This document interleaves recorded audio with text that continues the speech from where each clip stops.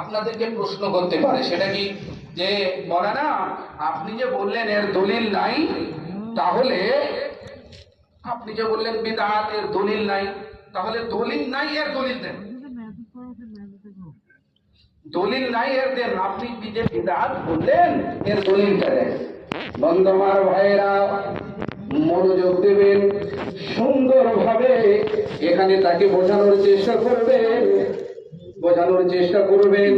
আমি আপনাদের এলাকায় এসেছি, এলাকায় আসার পরে এখন দেখলাম আমাদের মাদ্রাসার সামনে আনোয়ার ভাইয়ের বাড়ি।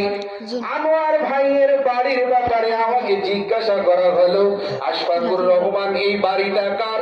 আমি বললাম এই বাড়িটা আমার নয়।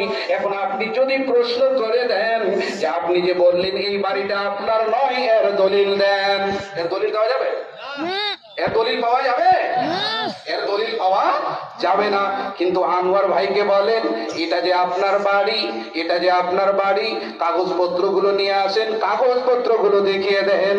তাহলে সঙ্গে সঙ্গে বন্ধুরে আনোয়ার ভাই কাগজপত্রগুলো নিয়ে আসবে, আর নিয়ে আসার পরে আমরা সকলেই জানতে পারবো যে এটা হচ্ছে আনোয়ার ভাইয়ের বাড়ি। তার মানে কি, কোরআনে যদি থাকে, হাদিসে যদি থাকে, তাহলে এই আমলটা করা যাবে, আর যদি না থাকে তাহলে এই আমলটা করা যাবে না।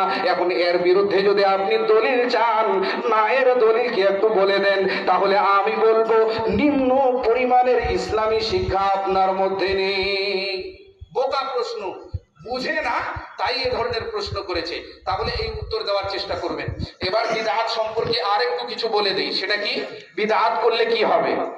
ভাইরা আমার মনোযোগ দিন, যদি কোনো ব্যক্তি কোরআন ও হাদিসের পদ্ধতিকে ছেড়ে দিয়ে, সাহাবীদের পদ্ধতিকে ছেড়ে দিয়ে, আওয়াজটা কম করে দিলে নাকি, কোরআন ও হাদিসের পদ্ধতিকে ছেড়ে দিয়ে যদি কোনো অন্য কারো পদ্ধতি অবলম্বন করে, বন্ধুরে আল্লাহ তাবারক ওয়া তাআলা বিশ্ব নবী মুহাম্মদুর রাসূলুল্লাহ, জোরে বলুন সাল্লাল্লাহু আলাইহি ওয়াসাল্লাম, যখন হাউজে কাউসারের কাছে থাকবেন, ওখানে যখন নিজ উম্মতের লোকেদেরকে দেখতে পাবেন, তখন লোকেদেরকে বলবেন, ওরে পাহারাদারেরা তোমরা তাড়াতাড়ি করে এই সমস্ত ব্যক্তিদেরকে আসতে দাও, এরা হচ্ছে উম্মতের লোক, এদেরকে আমি হাউজে কাউসারের পানি পান করাবো। যখনই তারা আসতে শুরু করবে, পাহারাদারেরা এভাবে করে থামিয়ে দেবে, না না না, তোমাদেরকে যেতে দেওয়া হবে না। কারণটা কি? কারণটা হচ্ছে যে নবীর মরে যাওয়ার পরে, নবীর মরে যাওয়ার